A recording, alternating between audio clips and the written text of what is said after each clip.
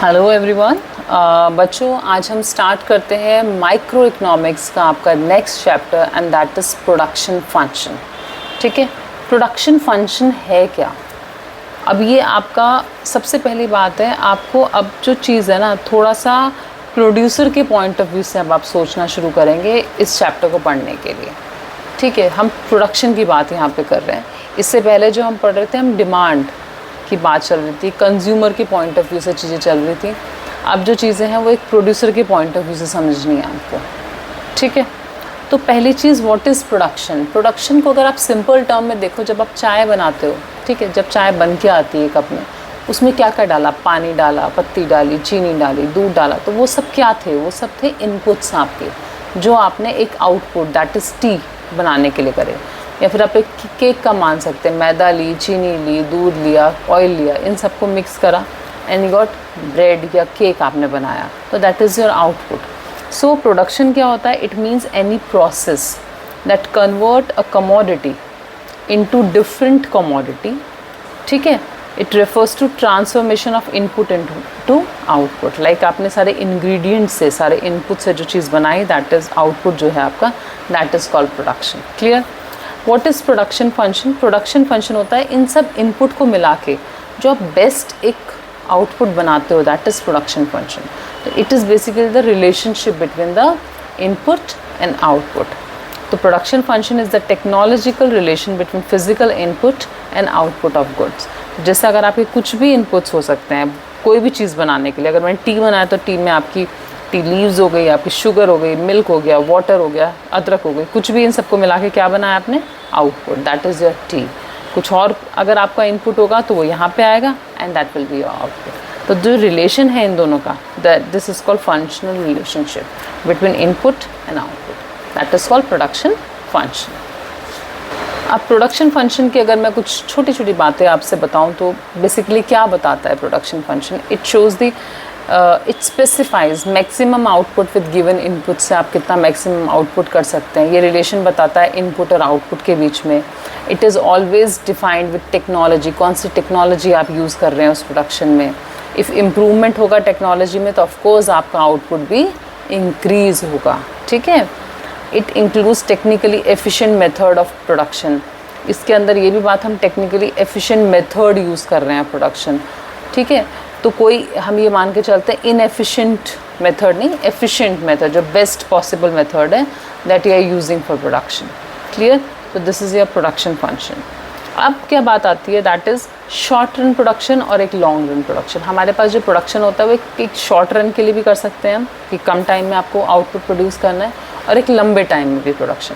ठीक है, तो the functional relationship of change in output due to change in input study in two phases. तो इस बात को हम दो बातों में पढ़ेंगे कि इनपुट से जो आउटपुट प्रोड्यूस कर रहे हो, तो शॉर्टकट में, शॉर्ट रन में कैसा है और आपका लॉन्ग रन में कैसा है, तो ये चीज़ हम पढ़ेंगे। ठीक है, ओके।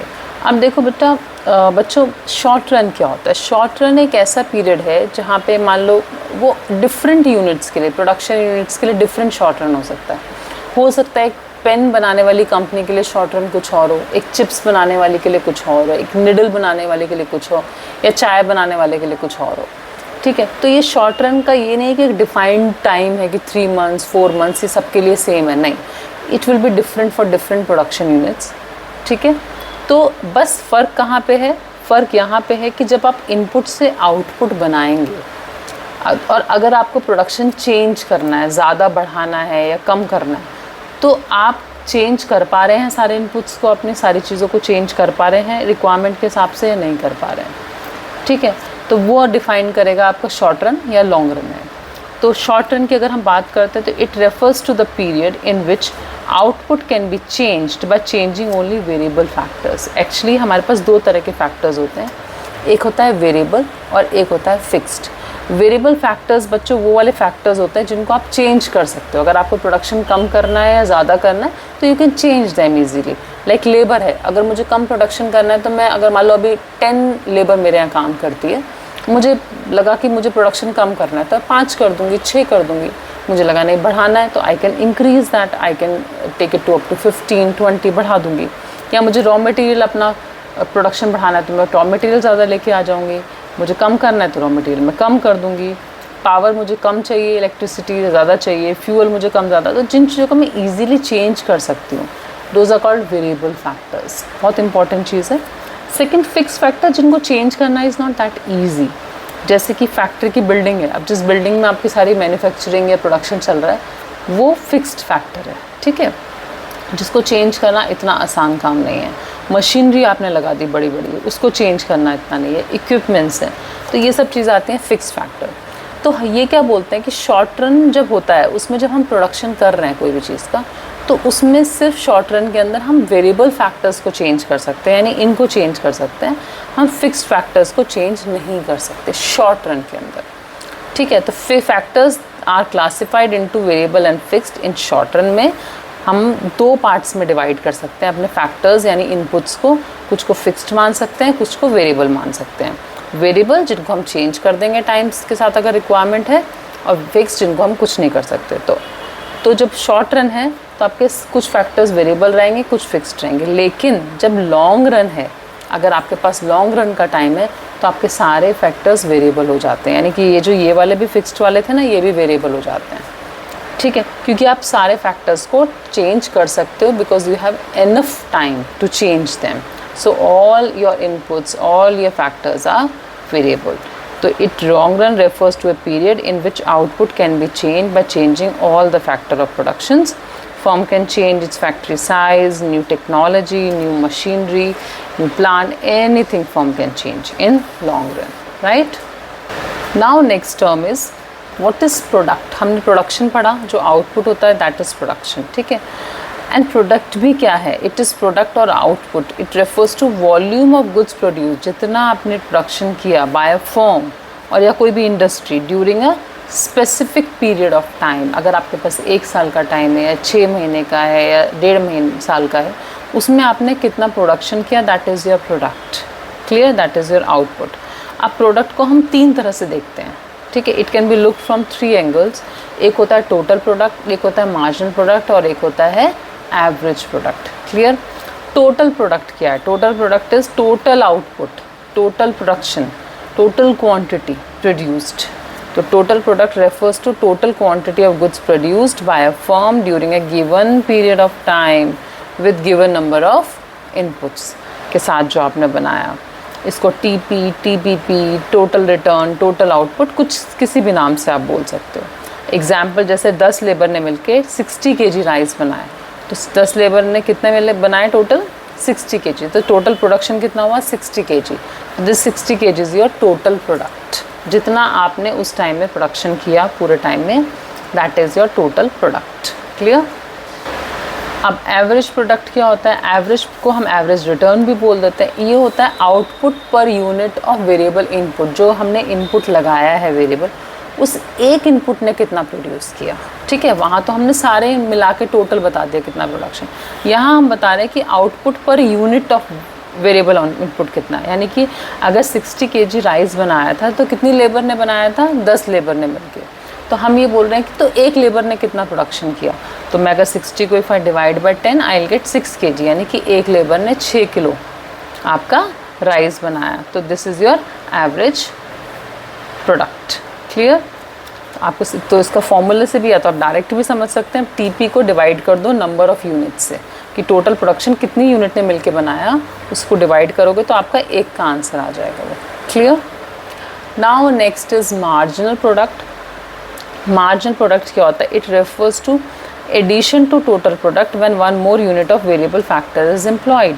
ये बोलते हैं कि मान लो आपके पास 5 लेबर ने मिलके कुछ एक पर्टिकुलर प्रोडक्शन किया, अब मैं छठा लेबर जब लगा रही हूँ, उस एक और के लगाने से addition, M is always addition, marginal का मतलब हमेशा एडिशन होता है। जैसे हम यूटिलिटी की भी पहले बात पढ़ी है हमने, सब कुछ है ना, तो उसमें क्या बोलते हैं, एक और यूनिट लेने से कितनी सेटिस्फैक्शन मिला। सेम है कि एक और लेबर लगाने से कितना प्रोडक्शन बढ़ा, तो दैट एक और एडिशन से कितना फ़र्क पड़ रहा है, दैट इज़ योर मार्जिनल। तो M P is T P N, यानी टोटल प्रोडक्शन माइनस उससे पहले कितना था, उस एक और के एडिशन से पहले कितना था वो लिखोगे and you will get the answer. Like मान लो 10 लेबर ने मिलके 60 किलो बनाया, ठीक है। 11th लेबर अगर मैंने एक लेबर और लगा दी, 11 लेबर ने मिलके 67 kg राइस बनाया, तो यानी कितना हुआ? 67 माइनस 60 यानी 7 kg उस एक लेबर ने बनाया। तो this is your marginal product. I hope it's clear. अच्छा, वैसे तो बहुत सिंपल सी चीज़ है, लेकिन एक और तरीका है मार्जिनल प्रोडक्ट को निकालने का। मान लो आपको सीक्वेंस में कभी वेरी नहीं दिया हो, कि जैसे हम इससे पहले एग्जांपल में कर रहे थे कि 10 लेबर्स ने मिलके 60 kg बनाया, 11 लेबर्स ने मिलके 67 kg मिलाया, तो आपने इजीली निकाल लिया मार्जिनल प्रोडक्ट। कभी कभी it is not given in sequence, ठीक है। तो what is the formula? Then formula is delta TP. जितना आपका डिफरेंस आया है टोटल प्रोडक्ट में, मतलब नई लेबर लगाने के बाद से पहले कितना था, नई लेबर लगाने के बाद कितना, तो बाद वाला टोटल डिफरेंस जो है वो डिवाइड बाय कितनी लेबर एक्स्ट्रा लगाई। एग्जांपल से समझा देती हूँ। मान लो 2 लेबर प्रोड्यूस 60 यूनिट्स, तो ये मान के चल रहे हैं कि 2 लेबर ने मिलके कितना प्रोडक्शन किया 60, और 5 लेबर ने मिलके किया 90, ये हमें दिया हुआ है।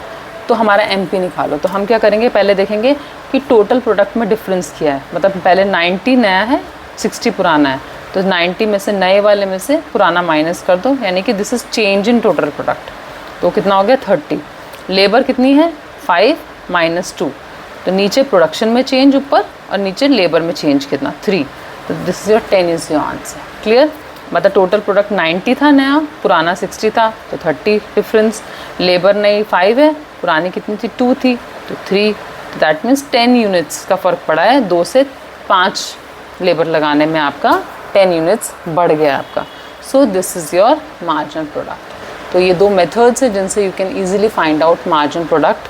और we can say TP is summation of MP, यानी कि अगर मैं सारे MP को ऐड कर दूँ जितने मार्जिनल प्रोडक्ट इज़ एडिशन। तो 1 यूनिट लगाने पे 2, 3 जितनी भी लगाने पे जितना भी मेरा प्रोडक्शन हुआ, that is my TP। Clear? मैंने आपको बहुत अच्छे से समझा दिया है। स्टिल इफ़ यू फील कि any difficulty in any topic, तो please let me know in my comment box. I will definitely clarify that, and please share my videos with your friends. Thank you so much.